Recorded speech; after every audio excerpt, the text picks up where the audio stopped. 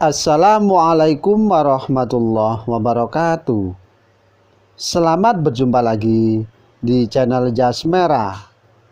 Dalam kesempatan kali ini, saya akan menjelaskan tentang pendidikan sebagai media menurut Abu Hudel bagian yang pertama, bahwa manusia diciptakan oleh Allah dengan dibekali segenap potensi yang dapat dikembangkan dan juga akan memberikan manfaat serta kegunaan dalam hidupnya.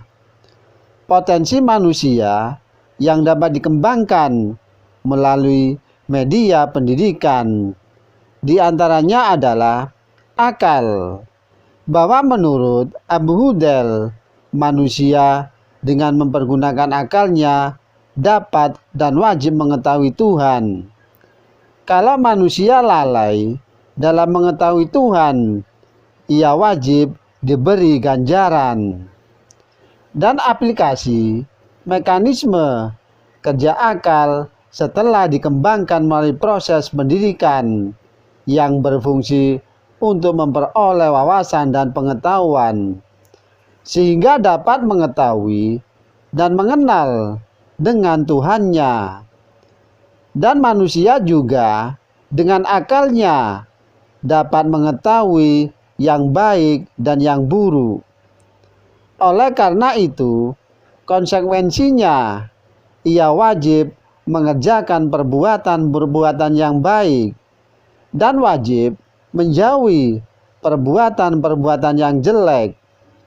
Dalam hal ini, Abu Hudel nampaknya dipengaruhi oleh filsafat Yunani yang mengagungkan kekuatan akal, sehingga manusia dengan perantaraan akal dapat mengetahui adanya Tuhan dan juga dapat membedakan antara perbuatan yang baik dan yang buruk tanpa adanya turun wahyu dari Allah.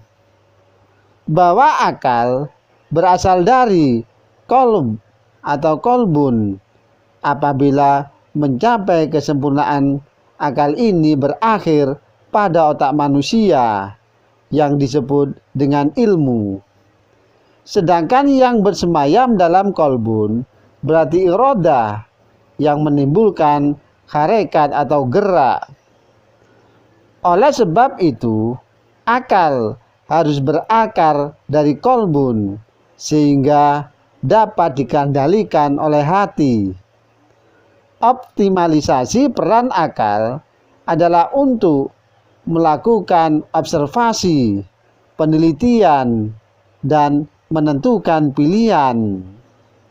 Bahwa akal merupakan jalinan antara rasa dan rasio yang mampu menerima segala sesuatu yang dapat ditangkap oleh indera dan juga sesuatu yang di luar pengalaman empiris.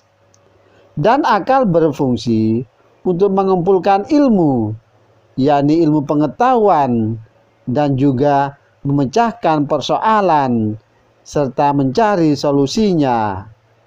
Bahkan Plato menempatkan akal sebagai kompas manusia dalam memahami dunia ini. Sedangkan Aristoteles memandang akal sebagai keaktifan untuk tumbuh dan pembiakan serta bergerak dan berpikir.